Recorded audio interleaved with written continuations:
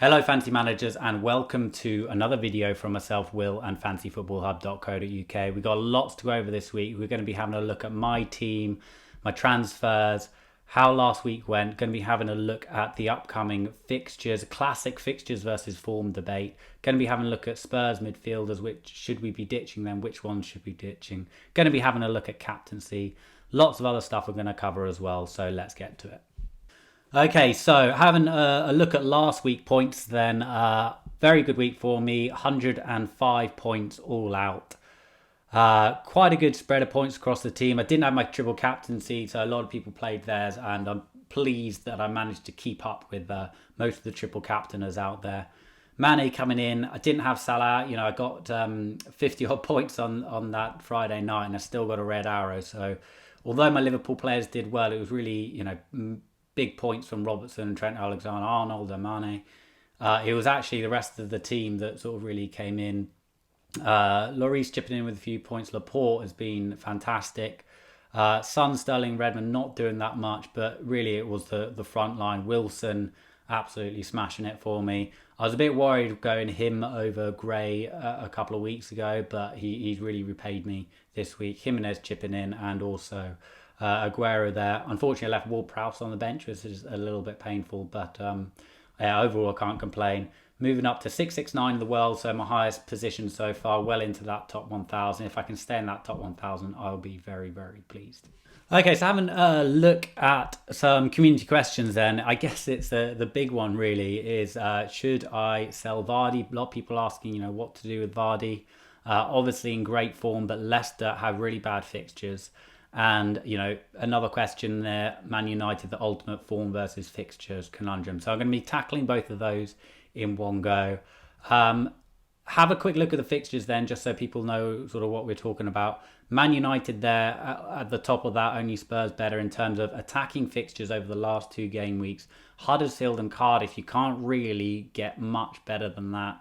Huddersfield actually haven't been that terrible from a defensive point of view, and so these colours are calculated on spread betting odds. So I think that's why Huddersfield isn't quite as bad a fixture there as some people might think. But let's be honest, it is Huddersfield. So Huddersfield and Cardiff, some great fixtures for Man United. Leicester second from bottom there. Man City and Chelsea. So these are from attacking perspective. So you got on one end Man United, terrible form, great fixtures. On the other end, Leicester, great form, really bad fixtures. So people are asking, should I be switching Vardy out? Who should I be switching Vardy out for? If we go to Vardy, I don't have him, but if I did, I think I'll probably hang on to him. Main reasons are, one is that Leicester actually do pretty well against difficult opposition because there's a lot of space left behind their defences. So Man City, for example, play a really, really high line. They have a lot of possession, so it's not going to be easy for Vardy. I think that Leicester will probably only get 2 or 3 shots on target the whole game. So I don't think that is a very good fixture. Man City is never a good fixture, but if Vardy does play well against the top teams because they play that high line. He just needs one chance, and if you can stick that one chance away, get one attacking return, then it could be worth it. And then Chelsea at home, I actually think that's quite a good fixture for them. Chelsea are really bad defensively, and they're probably still pushing, and Leicester are still pushing, so you're going to expect there to be goals in that game. So I think on balance, I'd probably hang on to Vardy. I don't really like his fixture against Man City this week, but he certainly could get something, and he certainly is in form. I'm more of a fixtures person actually, but Vardy and Leicester are one of those that often defy the fixtures, so I think he's probably the exception to the rule. And I guess the other reason to hang on to him is there's no obvious replacements.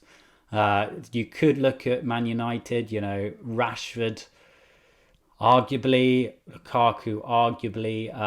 Lukaku does actually have some really good underlying numbers and good fixtures, which would suggest that he is a really good transfer to make. But he's not looking that good.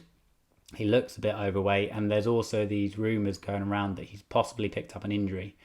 So And Rashford, I don't know whether he's completely fit either. So there are question marks over both of them. If Lukaku was ruled out and Rashford was definitely ruled in, then I think that, for the value that he's offering, then that could be a great shout.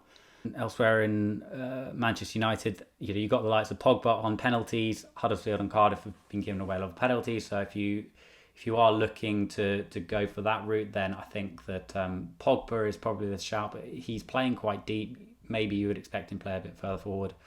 So, on balance, personally, I'm not looking at any United players. But I can see that, if you're looking for a punt, you're looking for a differential, then there could be some value in there. And Huddersfield and Cardiff those fixtures are plum. It's just United as a whole, really. They don't seem to be doing the business. There seems to be unrest.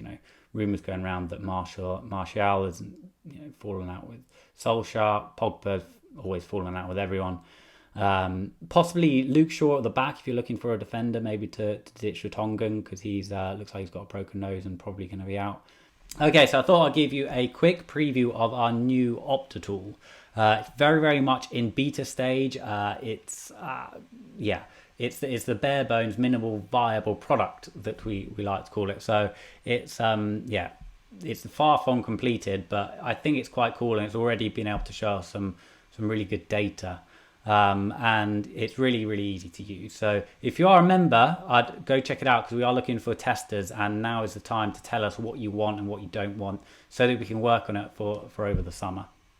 But as you can see, it's very, very, it makes a lot of sense, very user friendly. You can change the price structure, and as you can see, it automatically updates down there. If you just wanted to look at midfielders, then you could just show midfielders within certain price brackets and look at shots on target over the last, so many game weeks. You've got a game week thing over here, so you can change the game week view, and it all automatically updates down below. So really useful tool.